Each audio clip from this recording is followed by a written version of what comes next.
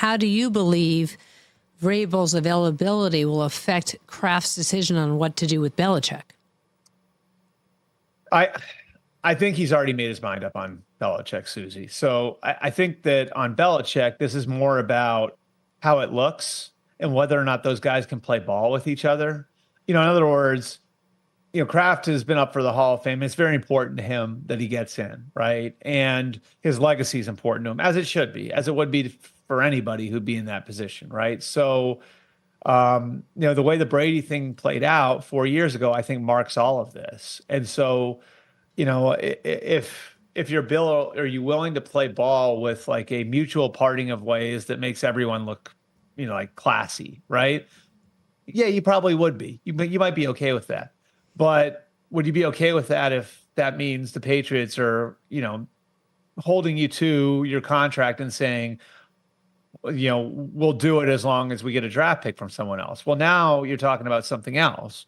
And Bill could certainly say in that circumstance, well, wait a minute, like I just gave you 24 years that are better than any coach has ever given any team ever. And you're gonna hold me to my contract when you're getting rid of me, and you're gonna force the team that I'm going to give up a first or a second round pick that I could spend on a player. No, I'm not doing that. So, I think what this week is about, as much as anything for the Krafts and for Belichick, is A, figuring out where it all went wrong, which is part of all these discussions always, and then B, figuring out what the best way to separate is. And, you'd hope, based on all they've accomplished together, that it wouldn't come down to Kraft saying, we need to get draft picks for you if you're going to go somewhere else, and Belichick saying, okay, then fire me. But I wouldn't rule something like that out either. And then the Hall of Fame red jacket that Vrabel wore when he got inducted into the Patriots Hall of Fame is still in the Vrabel. My answer was too long. No. I'm bringing it back around, Albert, because that's what I do. But it's still in the plastic bag, right? Let me get the joke out, right? Let me just finish it. Let me pay it off, okay? Yeah. I mean, is it too soon and too ridiculous to assume, like, I'm from New England, so I'm like, absolutely bring back Vrabel. Let him come home. Let him be loved back in the days where we were winning. So here's the question. Is it a foregone conclusion that Vrabel is the next Patriots head coach? I don't think it's a foregone conclusion. I think a lot of it depends, again, on that word structure, right? And so, like, I think I look at like Mike, and again, like I think the idea that there was a huge problem between him and Rand was completely overblown. But I do think that like there's a certain structure that Mike would be more comfortable with, which includes the head coach having a lot of say in personnel.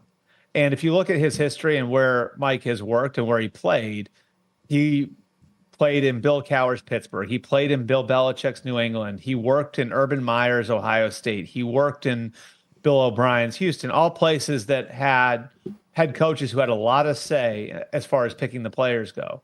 So does Robert Kraft, with his team needing like a pretty serious overhaul, I'm sure he loves Mike and would love to have Mike as his head coach. Is he okay with going all in on Mike to that degree?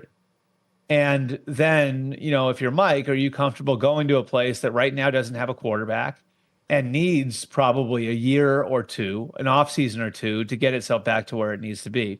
I think those are the most relevant questions. And that's without even getting to the loyalty that Robert has to Gerard Mayo, who, by the way, last year turned down a head coach interview with the Carolina Panthers to remain as linebackers coach with the Patriots, and who came to an agreement with the Patriots where the contracts, and Amy, you'll understand why they would do this, right? Like the contracts dovetail. They set it up so Belichick's contract and Mayo's contract expire at the same time, to give Mayo a little protection here.